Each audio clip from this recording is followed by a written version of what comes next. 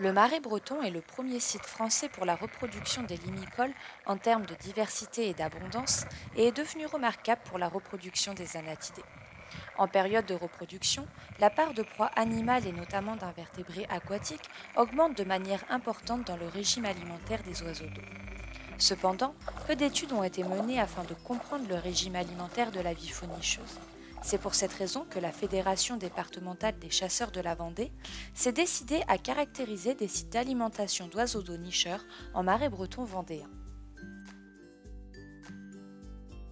De mars à juillet, 20 sites ont été prospectés selon deux méthodes d'échantillonnage, le carottage qui renseigne sur l'abondance et la pêche à l'épuisette qui s'intéresse à la diversité des invertébrés aquatiques.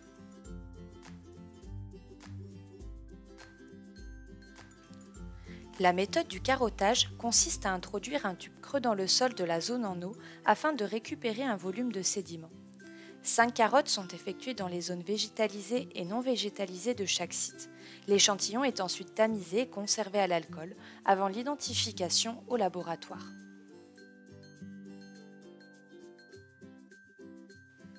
L'épuisette est passée à raison de 5 coups par site, indépendamment de la présence ou non de végétation aquatique.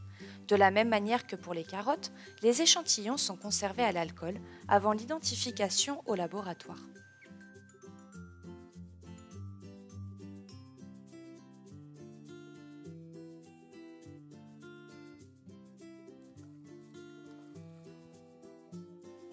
Dans un même temps, des mesures de l'habitat sont effectuées sur chaque site afin de suivre l'évolution de la végétation aquatique et rivulaire, ainsi que des hauteurs d'eau et de vase. Le pourcentage d'inclinaison de chaque pente est également noté. Ces variables sont essentielles dans la sélection d'un habitat de reproduction par l'avifaune aquatique nicheuse. Enfin, durant les suivis, les oiseaux d'eau nicheurs sont dénombrés. L'évaluation du statut de nidification, possible, probable ou certain, s'appuie sur les critères du nouvel atlas des oiseaux nicheurs d'Europe.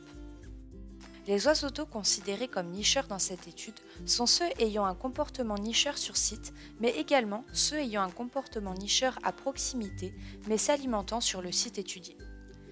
Les oiseaux s'alimentant ou en stationnement sur le site sans comportement nicheur, ou les oiseaux ayant un comportement nicheur à proximité, mais ne s'alimentant pas sur le site, ne sont pas considérés comme nicheurs dans cette étude. De retour au laboratoire, les échantillons sont lavés à l'eau claire, puis les invertébrés aquatiques sont identifiés et dénombrés à l'aide d'une loupe binoculaire et d'une cellule de tri. Certains échantillons contenant plus de 1000 organismes d'un même taxon, l'utilisation d'une cellule de tri permet une extrapolation du nombre d'individus. Cette étude révèle que le Marais breton est une zone humide diversifiée et abondante en invertébrés aquatiques. Entre la mi-avril et la mi-mai, qui est la période correspondant au pic d'installation des oiseaux d'eau en Marais breton, le nombre d'invertébrés aquatiques était de l'ordre de 17 200 individus par mètre carré sur l'ensemble des 20 sites étudiés. Cependant, la moyenne pour les sites avec oiseaux d'eau nicheurs était de plus de 19 000 individus par mètre carré, contre 3 fois moins pour les sites sans oiseaux nicheurs.